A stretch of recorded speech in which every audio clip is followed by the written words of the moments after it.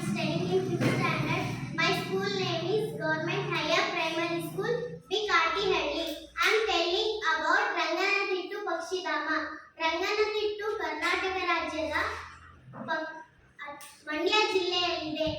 ಇದು ಕರ್ನಾಟಕದ ಅತಿ ದೊಡ್ಡ ಪಕ್ಷಿಧಾಮವಾಗಿದೆ. ಇದನ್ನು ಕರ್ನಾಟಕದ ಪಕ್ಷಿಕಾಶಿ ಎಂದು ಕರೆಯುತ್ತಾರೆ. ಇದನ್ನು ಇಂಗ್ಲಿಷಿನಲ್ಲಿ ರಂಗನತಿಟ್ಟು ಬರ್ಡ್ ಸ್ಯಾಂಚುರಿ ಎಂದು ಕರೆಯುತ್ತಾರೆ. ಇದು 40 ಎಕರೆ ವಿಸ್ತೀರ್ಣವನ್ನು ಹೊಂದಿದೆ.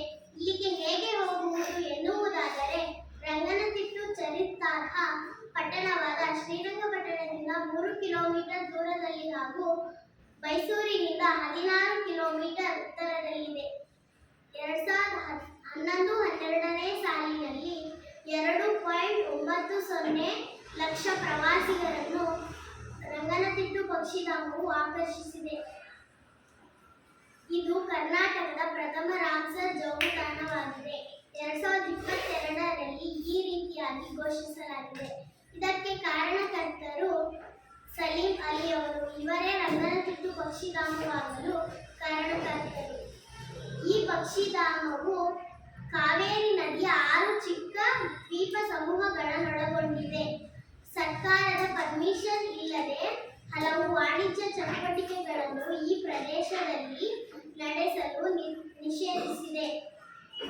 ರಂಗನತಿಟ್ಟು ಪಕ್ಷಿಧಾಮದ ಸಸ್ಯ ಸಂಪತ್ತು ಹೊಳೆಮತ್ತಿ ಮರಗಳು, ಟರ್ಮಿನೇಲಿಯಾ, ಬಿದಿರು ಮೆಣೆಗಳು ಮತ್ತು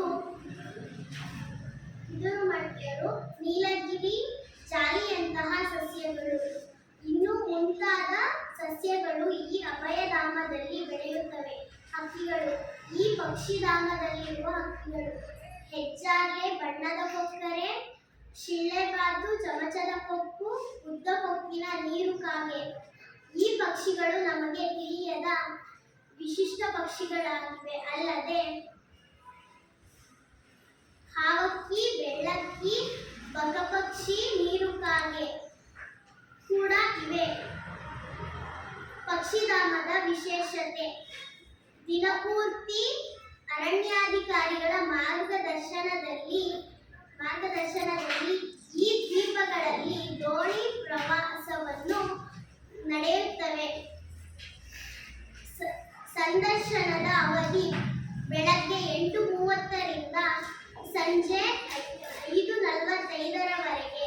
ಭಾರತೀಯರಿಗೆ ಪ್ರವೇಶ ಶುಲ್ಕ Rs. 70 ಮತ್ತು ವಿದೇಶಿಯರಿಗೆ 400 ಆಗಿದೆ.